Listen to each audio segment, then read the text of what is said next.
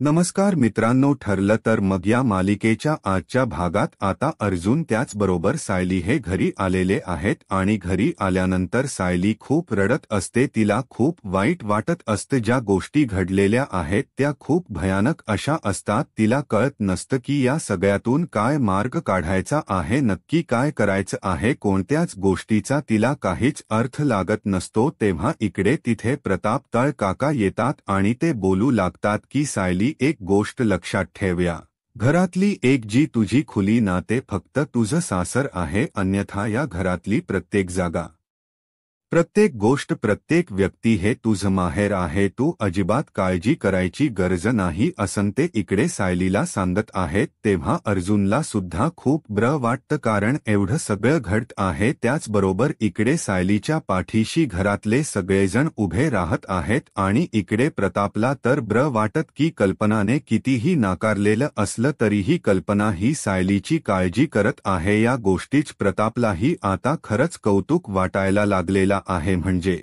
थोड्याच दिवसात सायली आणि कल्पना या दोघीतला जो दुरावा आहे, त्या दोघींच्या नात्यातली जी कटूत आहे ती कमी होईल असं वाटत आहे. तर नंतर आता अर्जुन आणि सायली दोघेही हॉस्पिटलला येतात. कुसुमताई तिथे बसलेले असतात. अर्जुन कुसुमताईंसाठी डबा घेऊन आलेला असतो आणि कुसुमताईंना म्हणतो की कुसुमताई, मला ना तुमच्याशी बोलायचं आहे. मग कुसुमताईला तो अनेक प्रश्न विचारतो. लहानपणीच्या सायलीचा फोटो पाहायचा आहे असंही सांगू लागतो. तेव्हा मात्र कुसुमताई म्हणते, मला एक कळत नाहीये की तुम्ही हे प्रश्न का विचारताय मला, आणि सायलीच्या लहानपणीच्या फोटोने काय होणार आहे. हे सगळं जेव्हा विचारलं जातं तेव्हा मात्र अर्जुन सांगू लागतो की हो बरोबर आहे, पण मला कळलंय की सायलीच्या आईबाबा जिवंत आहेत. ही गोष्ट जेव्हा अर्जुन कुसुमताईला सांगत आहे, कारण सायलीच्या लहानपणी काय घडलेलं होतं हे मधून इतकंच कुसुमताईला सुद्धा माहिती आहे याची खात्री अर्जुनला आहे. म्हणून तर अर्जुन हे प्रश्न कुसुमताईला विचारत आहे. आता कुसुमताईने अर्जुनला बऱ्याच गोष्टी सांगितल्या आहेत. सायली लहान असताना कशी होती, काय होतं हे सगळं सांगितलेलं आहे आणि लवकरच कुसुमताई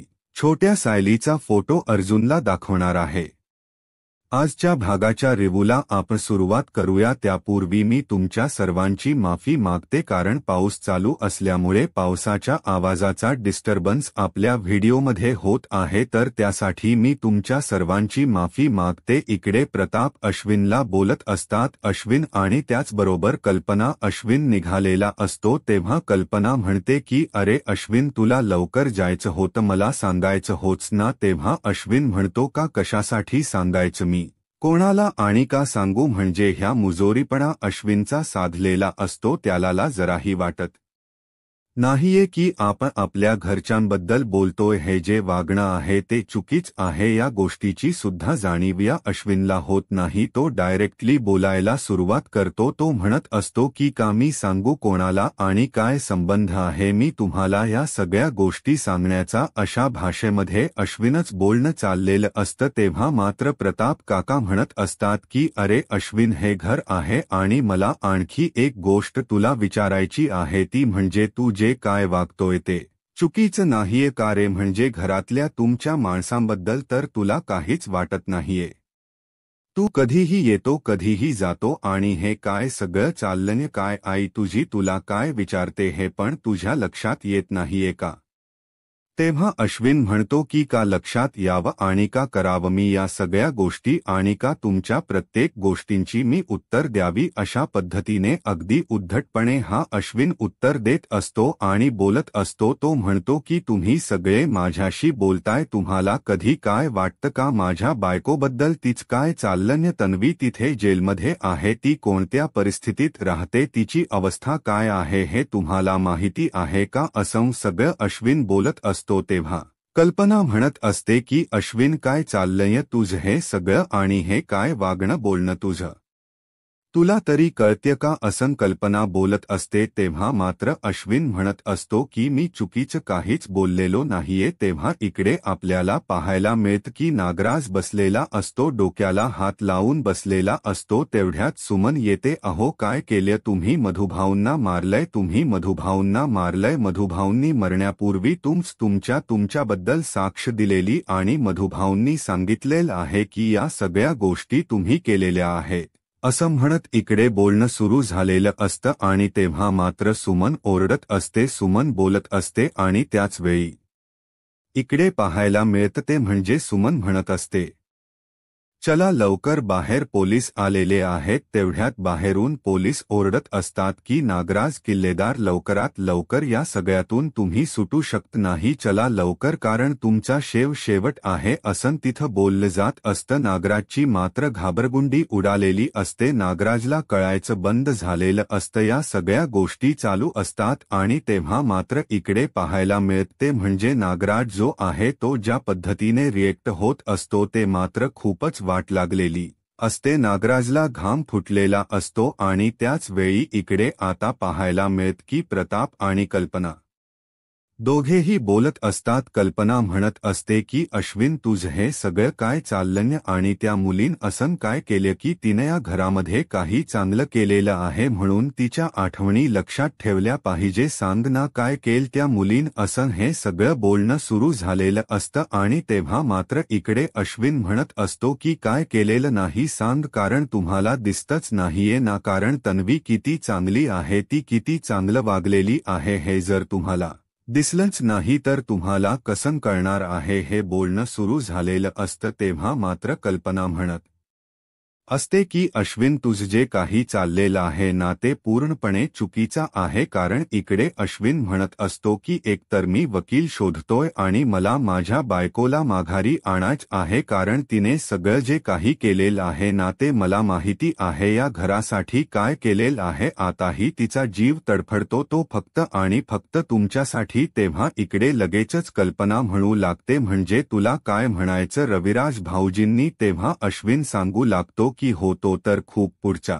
निघाला त्याने तर तन्वीच नावही सोडून दिलेला आहे आणि तन्वीचे वकीलपत्रही सोडून दिलेला आहे इकडे नागराज निघालेला असतो सुमन विचारत असते की कुठे चाललात तेव्हा नागराज म्हणतो की तुला किती वेळा सांगितले तू मला बाहेर जाताना टोकात जाऊ नको मी ज्या कामासाठी निघालोय ना ते माझं काम होत नाही असं इकडे नागराज बोलत असतो तेव्हा सुमन म्हणते अहो पण कोणत्या कामासाठी चाललात तुम्ही तेव्हा मात्र नागराज सांगू लागतो की माझा एक मित्र हॉस्पिटलमध्ये मेडिकल इमर्जन्सी आहे ना त्याच्यासाठी चाललेलो आहे म्हणजे नागराज सरळ इकडे सुमनला गंडवत असतो आणि तो निघालेला असतो त्यासोबतच इकडे पाहायला मिळतं प्रताप म्हणत असतो की काय चाललंय तुझे सासरे तिथे हॉस्पिटलमध्ये ऍडमिट आहेत तू एकदाही जाऊन चौकशी केलेली नाहीये एक डॉक्टर म्हणून तरी अरे तुझे सासरे आहेत ते तुला कळते का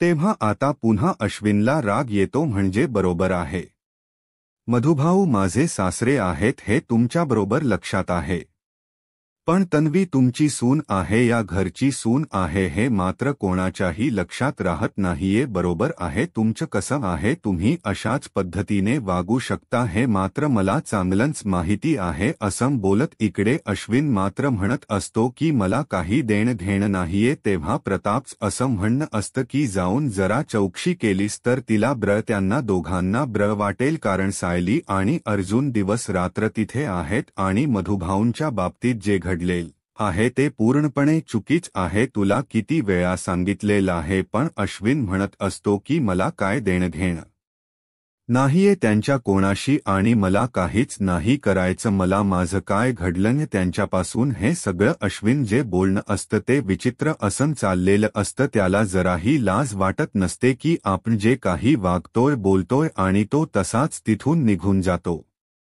इकडे आता हॉस्पिटलमध्ये इन्स्पेक्टर सावंत आलेले असतात ते बोलत असतात ते अर्जुन सायलीला म्हणत असतात की मला सांगा त्या दिवशी मधुमनच्या सोबत तिथे कोण होतं तेव्हा अर्जुन सांगतो की माझा मित्र अद्वैत चांदेकर होता त्याने पहिल्यांदा पाहिलं तेव्हा ते म्हणतात की त्यांचा नंबर द्या मला, मी त्यांच्याशी बोलून घेईन, नक्की तिथं काय घडलेलं होतं, संशयास्पद काय होतं का, या गोष्टी मला जाणून घ्यायच्या आहेत. मग इन्स्पेक्टर सावंत विचारू लागतात की मला आणखी काही गोष्टींचा उलगडा पाहिजे, ते म्हणजे की तिथं कोण कोण आलेलं होतं किंवा जे आमंत्रित आलेले होते त्यांच्यापैकी तुमचा कोणावरती संशय आहे का. तेव्हा मात्र इकडे लगेचच अर्जुन आणि सायली सांगतात की आमंत्रितांपैकी कोणावरही आमचा संशय नाहीये. आमचा संशय फक्त एका व्यक्तीवर आहे आणि ती म्हणजे महिपात शिकळेवरती आमचा संशय आहे. आणि त्याच वेळी नागराज आता हॉस्पिटलमध्ये आलेला असतो. नागराज पाहतो हे सगळे जण असे आहेत तर आपण नक्कीच काहीतरी करू शकतो, हे सगळं नागराजच्या डोक्यात सुरू असतं. आणि नागराज मात्र आता मधुभाऊंकडे आलेला असतो. त्याने एकच ठरवलं की जर मी मधुभाऊंना संपवलं नाही तर मधुभाऊ मला संपवणार. ही गोष्ट मात्र नागराजच्या चांगलीच लक्षात आलेली असते. तेव्हा मात्र नागराज आता विचार करत आहे की नाही काहीही झालं तरीही मला आता मधुभाऊंना संपवायलाच पाहिजे. तेवढ्यातच त्याला महिप्तचा कॉल येतो आणि नागराजला महिप्त म्हणत असतो की काय चाललंय हे सगळं, म्हणजे मला ना तुमच्याबद्दल खरंच कौतुक वाटलं होतं जेव्हा मला कळलं ना की तुम्ही त्या मधुकर पाटलाला संपवलंय, त्या म्हातायाला संपवलंय, उडवले त्याला. पण जेव्हा तो अर्जुन येऊन माझा गळा पकडला, त्याची ती चिरकुट बायको आहे ना, तिने मला धमकी दिली, तेव्हा मात्र आता मला कळलेलं आहे की तुम्ही जी काही कामगिरी केलेली आहे ना त्याचा काहीही उपयोग नाही. तुम्ही छाटछोट आहात, तुम्ही काहीच करू शकलेला नाहीये. एका माणसाला तुम्ही साधं मारू शकलेला नाही. असं म्हणत महिप्त बोलत असतो. तेव्हा नागराज म्हणत असतो, अरे महिप्त ठेव रे फोन, तू नंतर बोलतो, मी तुला काय बोलायचं ते असं इकडे आता सांगितलं जात असतं. तेव्हा मात्र महिप्त म्हणत असतो, म्हणजे काय झालेलं आहे, नाही मी काय केलेलं आहे ते तरी कळू द्या मला, असं महिप्त बोलत असतो. नागराज म्हणतो, अरे बाहेर आहे रे एका कामासाठी, ठेव ब्र फोन तू, असं नागराज बोलू लागतो. आणि महिप्तला खरंतर वाईट वाटत असतं. महिप्तला तो म्हणतो की नागराज अजून तुझी उतरलेली नाहीये, तू झोप ब्र आणि ठेव फोन, असं सगळं बोललं चाललेलं असतं. त्यासोबतच नागराजला आता लवकरात लवकर जाऊन काम तमाम करायचं आहे मधुभाऊच, कारण जर मधुभाऊ जिवंत राहिले तर आपल्याला नक्कीच जेलात पाठवणार, कारण मधुभाऊंनी नागराजला पाहिलं का नाही याबद्दल त्याला संशय आहे. कारण मधुभाऊंनी जर काचेतून पाहिलं असेल, त्या काचेमध्ये त्यांना जर मी दिसलो असेल तर काय करणार, म्हणजे गेली 22 वर्ष प्रतिमावरती महिप्तने हल्ला केला होता. पण इकडे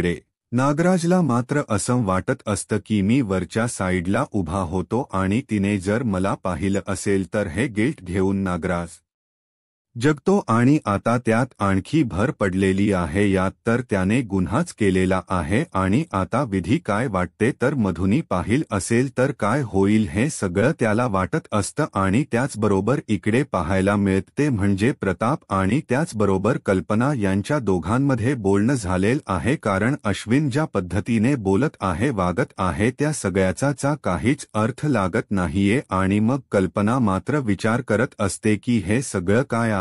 तेव्हा कल्पना म्हणत असते की ती मुलगी आली की कामाला लागेल, चल ग विमल लवकर स्वयंपाकाचा आवरून घ्या आणि मी चहा बनवायला घेते, म्हणजे आल्या आल्याला तिला चहा देता येईल. आणि त्याचबरोबर मेथीची भाजी करायची ती करते ना, त्याच पद्धतीने करूया, असं कल्पना इकडे विमलला सांगत असते. आणि त्याचबरोबर हे सगळं जेव्हा घडत असतं तेव्हा मात्र आपल्याला पाहायला मिळते म्हणजे प्रताप म्हणत असतो की विमल पाहिलं का, अगं सून येणार आहे म्हणून सुनेसाठी तयारी करणं चालू आहे, तिला चहा आवडतो म्हणून चहा बनवायचं सुरू आहे, असं सगळं बोलणं घडत असतं. आणि त्याचबरोबर हे सगळं जेव्हा चालू आहे तेव्हा मात्र विमलला सांगितलं जात असतं. विमल सुद्धा इकडे कल्पनाला म्हणत असते की तुम्ही सायली ताईबद्दल बोलताय का, म्हणजे सायली ताई जशा पद्धतीची भाजी करायची त्या भाजीबद्दल बोलताय का. तेव्हा कल्पना म्हणत असते की एक गोष्ट लक्षात ठेवा, मी त्या मुलीबद्दल काहीच करत नाही, कारण ते दोघेजण रात्रभर हॉस्पिटलमध्ये आहेत. शेजायाने जरी असं काही केलं असतं, त्यांच्या बाबतीत घडलं असतं तर त्यांच्याही मदतीला मी अशीच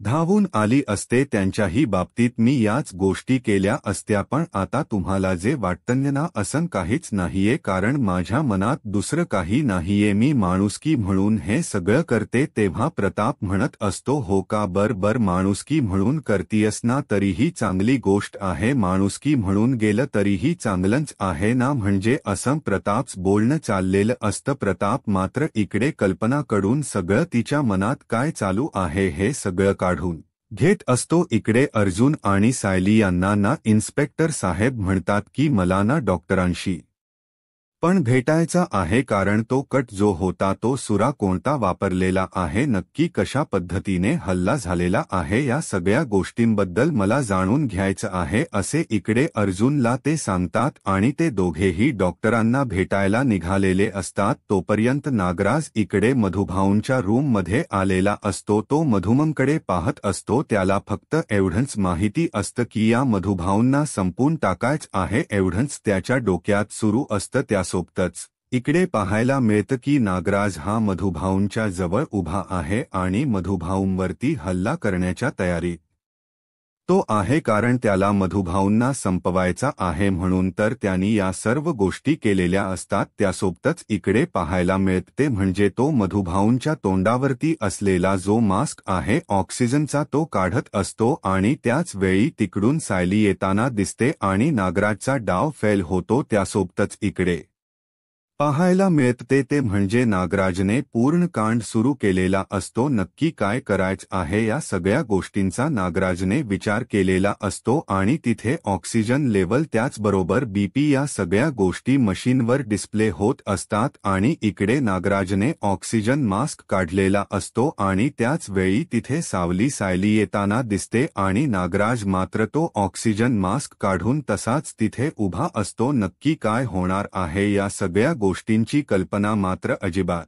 नसते, कारण या सगळ्या गोष्टी ज्या आहेत त्या विचित्र पद्धतीने झालेल्या असतात आणि या सगळ्या गोष्टी जर बाहेर पडायचं असेल तर नागराजला तेवढा एकच उपाय दिसतो आणि त्यानंतर अचानक आपल्याला असं पाहायला मिळतं की नागराज जो आहे त्याला तो मधुभाऊंची काळजी घेत आहे अशा पद्धतीच्या गोष्टी तिथे होताना दिसतात आणि त्याच वेळी इकडे सायली तिथे येते आणि नागराज सायलीला म्हणतो की सायली. तेव्हा नागराज सायलीला विचारू लागते, नागराज का तुम्ही कधी आलात इथे, हे सगळं बोलणं चाललेलं असतं आणि तेव्हा मात्र इकडे सायली म्हणत असते की अहो नाही, तुम्ही आलात ना म्हणून विचारलं. तेव्हा नागराज म्हणतो, अगं माझा एक मित्र इथे ऍडमिट होता ना हॉस्पिटलमध्ये, म्हणून मग मी विचार केला की ते भेटून बघूया आणि ते गोष्टी काय होत आहेत ना ते मला बघायचं होतं, मला जाणून घ्यायचं होतं, म्हणून मी आलेलो होतो. मधुमूंची तब्येत पण त्यांची काळजी वाटते ना. तेव्हा सायली म्हणत असते, हो ना, बघितलं ना काय झालेलं आहे हे सगळं.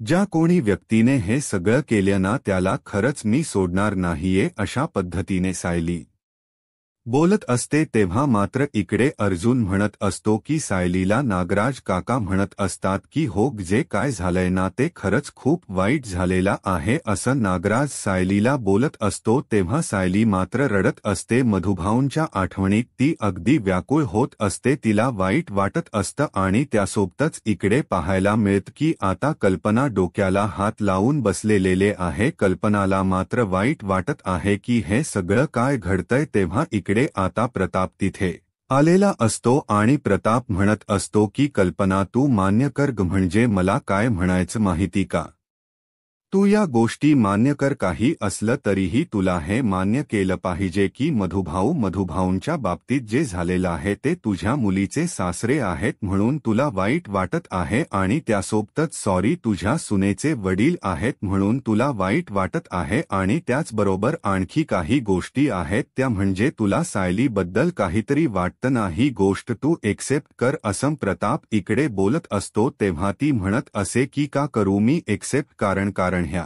सगळ्या गोष्टी ज्या घडत आहेत ना त्या मात्र खूपच वेगळ्या आहेत, कारण तिने जे वागलेली आहे ती खोट वागलेली आहे, माझ्याशी चुकीचं वागलेले आहे, ती गोष्ट मी एक्सेप्टच करू शकत नाही, अशा पद्धतीने बोलणं चाललेलं असतं. प्रताप म्हणत असतो की तू काळजी करते, तुला सायलीबद्दल हे सगळं वाटते, हे सगळं मान्य करणार. तेव्हा ती म्हणत असते की नाही, म्हणजे कल्पना एकच हट्टाला भेटलेली आहे की सायली माझ्याशी खोट वागलेली आहे.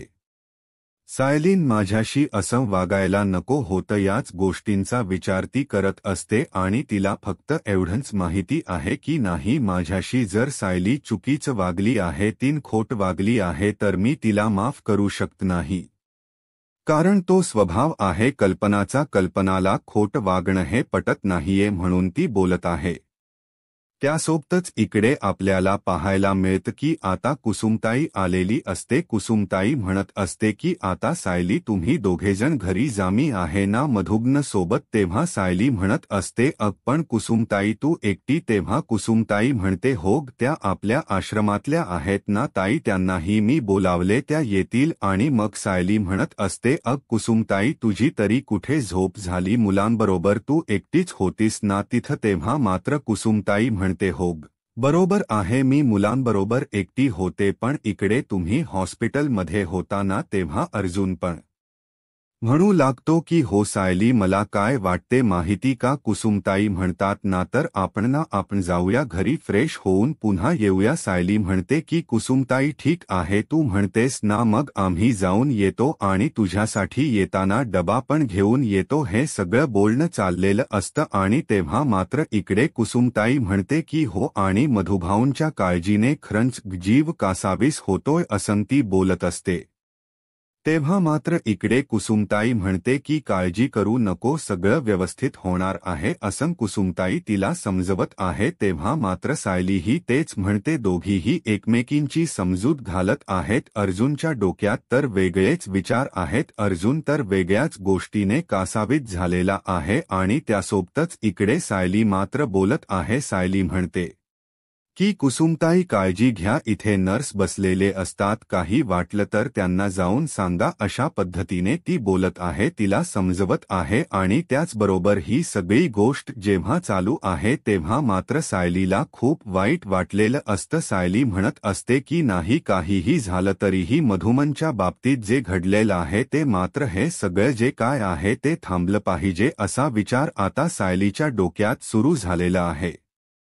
आता सायली घरी आलेली असते आणि मग रडत असते, माझ्या मधुभाऊंच्या बाबतीत असं का झालं, कधी मला ते हाक मारणार, साहू त्यांच्या हक्काच्या घरात गेले होते, काय करू आणि काय नाही असं झालं होतं. तेव्हा प्रताप काका तिथे येतात आणि सायलीला म्हणू लागतात की सायली काळजी करू नकोस, तुला माहिती आहे ना मधुभाऊंच्या बाबतीत काही चुकीचं होणार नाही, ते लवकर बरे होतील आणि हे तुझं माहेर आहे, तुला माहिती आहे ना, वरती जे रूम आहे ना तीच फक्त तुझं सासर आहे, बाकीचं अख्खं घर जे आहे ना ते तुझं माहेर आहे, हे घर तुझ्या माहेराने भरलेलं आहे, त्यामुळं अजिबात तू काळजी करू नको. अशा पद्धतीने त्यांच्या दोघांचंही बोलणं चाललेलं असतं. तेव्हा मात्र इकडे सायलीला खूप वाईट वाटलेलं असतं.